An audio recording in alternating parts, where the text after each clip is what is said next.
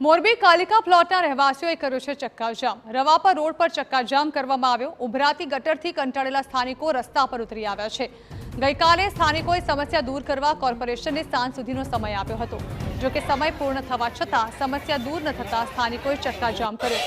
કોર્પોરેશનના અધિકારીઓ નહીં આવે ત્યાં સુધી ચક્કાજામ કરવાની ચીમકી સ્થાનિકોએ ઉચ્ચારી છે।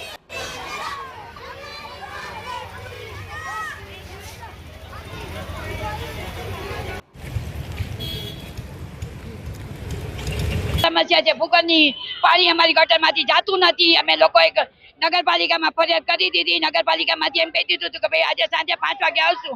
કોઈ આવ્યું નથી। એક દિવસ ગાડીવાળો મોકલે તો કહે છે કે બેન તમે રૂબરૂ સાફ કરી લેજો। ગાડીવાળો તો એમ કહે અમે ચીટીને ચાકા છે, અમને ફોન એટલે વયા ગયા। કોઈ અમારી આજે ચાલો 1.5 મહિનોથી અમારી કમ્પ્લેન ચાલે છે, પણ આનો કોઈ સોલ્યુશન લેવા નથી। 10, 15, 20 દિવસે અમને પ્રોબ્લેમ મળે।